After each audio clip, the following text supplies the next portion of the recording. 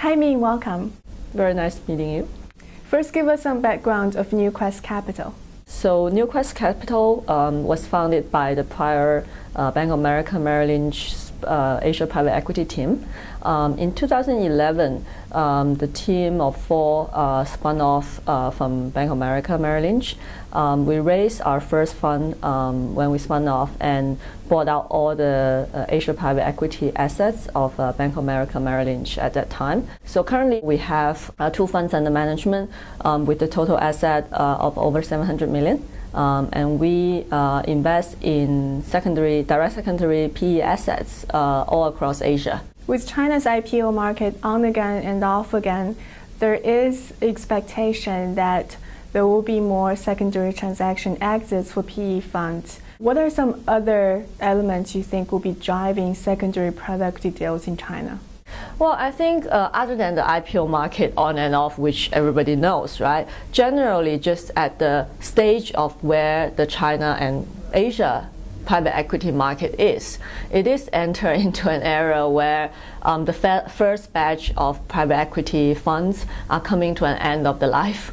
There is huge investments inflows in 2007. Let's say for 2007 vintage funds. Now it's 2014.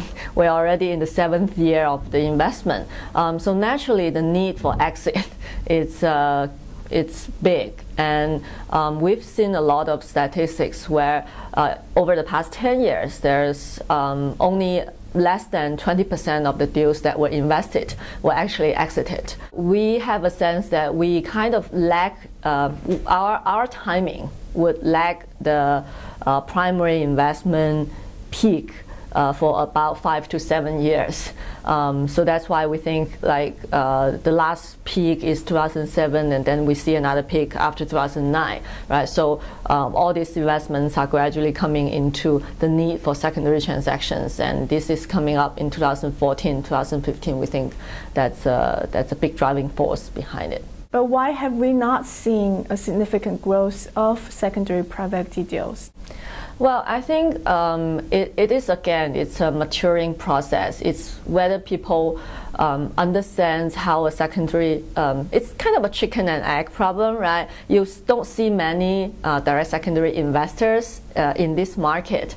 And generally, GPs are hesitated to do secondary transaction if they are a primary growth capital GP. However, the demand is there. If you look at the number today is we have over 5,000 deals that are still needed to need an exit, right? And of these 5,000 deals, but then on the other hand, we have a lot more capital that was raised and uninvested, right? So you add this into the pool of invested and unexited deals.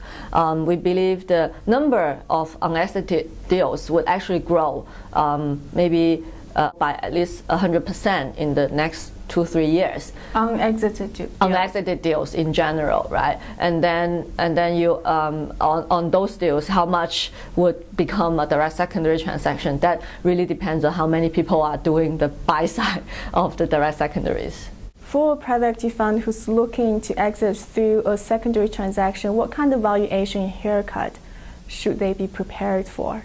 I always say this to, I get asked this question a lot, right? So I always say this to sellers or private equity asset owners is it really, we don't look at it as a valuation cut because it really depends on how you value your assets, right? And we normally, we like to buy assets that have grown and have increased in value over time, which in turn means the GP or the investor who sold to us have made money.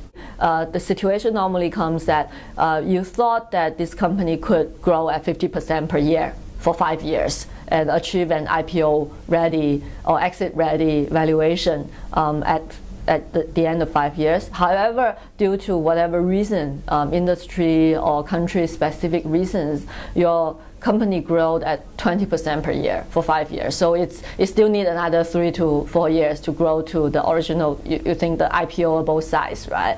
But this company still grow at 20% per year. It's still a very good company. So the way we look at it is really valuing the company at today's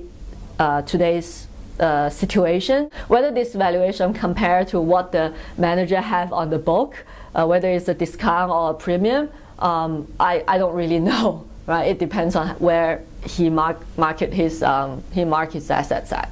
If more secondary deals do take place in the next couple of years, how will that impact private equity average industry return? I actually think that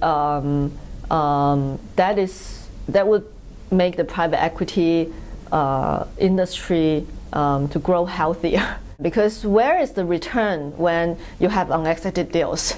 I think we've heard a lot of LPs say that we have our manager booking their private equity asset at 3 times the book value. However, we haven't seen any money back. And can you really exit that, have your cash back at really 3 times your value? This remains a question.